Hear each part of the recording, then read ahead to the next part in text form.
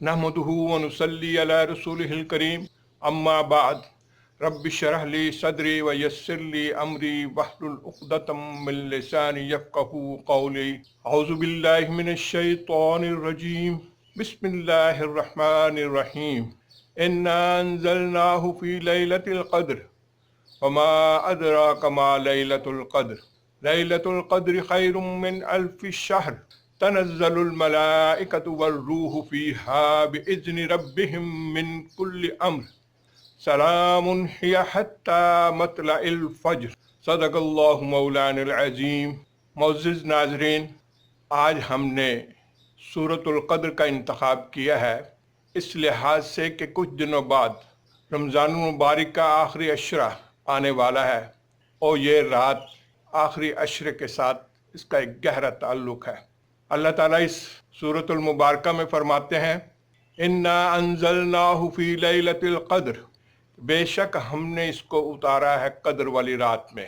ایک اور جگہ پر اللہ تعالیٰ فرماتے ہیں انا انزلناہ فی لیلۃ المبارکہ، کہ ہم نے اس کو مبارک رات میں اتارا ہے۔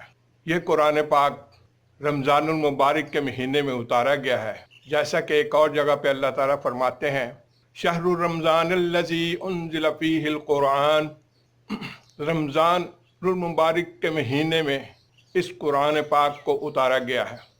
تو معزز ناظرین، یہ لیلۃ القدر بھی رمضان المبارک ہی میں ہی آتی ہے اور اس کے بارے میں مختلف احادیث ہیں جن سے یہ ثابت ہوتا ہے کہ یہ رات رمضان المبارک کے آخری عشرے میں واقع ہوتی ہے۔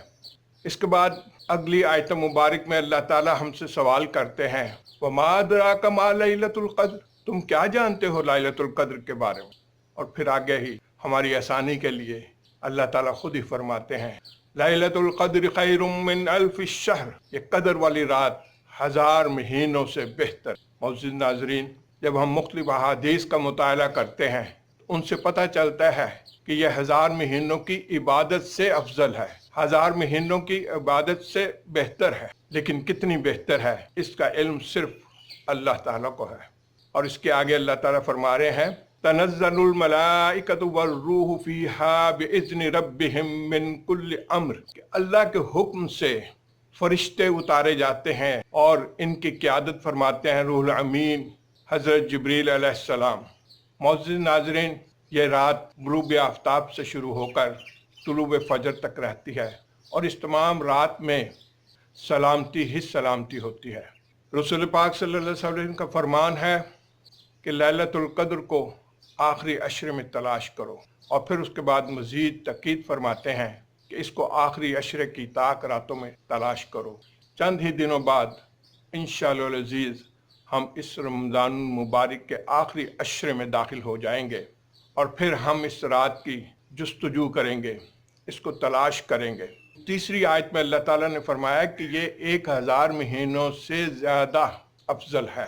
ایک جگہ پہ حضرت عائشہ رضی اللہ تعالیٰ عنہا رسول پاک صلی اللہ علیہ وسلم سے سوال کرتی ہیں اے نبی صلی اللہ علیہ وسلم، اگر میں اس رات کو پا لوں تو میں اللہ سے کیا مانگوں؟ آپ صلی اللہ علیہ وسلم نے فرمایا کہ عائشہ رضی اللہ تعالیٰ عنہا، اگر تو اس رات کو پا لے تو اللہ سے اس طریقے سے مانگنا اللہم انک عفو تحب العفو فاعف عنی، یا باری تعالیٰ تو بے شک معاف کرنے والا ہے، تو معاف کرنے کو پسند کرتا ہے، تو مجھے معاف کر دے۔ معزز ناظرین، اس رات کی فضیلت کا اندازہ اس بات سے لگائیں، اللہ تعالیٰ خود اس سورۃ المبارک میں فرما رہے ہیں کہ یہ رات کتنی اہم ہے، اس کی نیکیاں عام راتوں کی نسبت کتنی زیادہ ہیں۔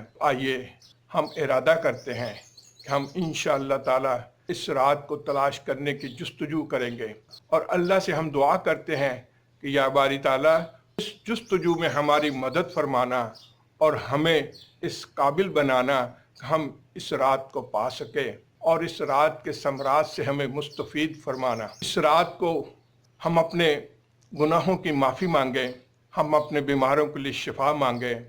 ناظرین، ہم انشاءاللہ تعالی ارادہ کرتے ہیں کہ ہم اس رات کو پانے کی پوری جستجو کریں گے، اپنے ملک کی سلامتی کے لیے دعائیں مانگیں گے، اپنے بیماروں کی شفا کے لیے دعائیں مانگیں گے، تمام مسلمانوں کے لیے ہم دعائیں مانگیں گے۔ یا اللہ، ہمیں جنت الفردوس میں جگہ عطا فرمانا۔ یا اللہ تو ہمارے بیماروں کو شفا عطا فرما۔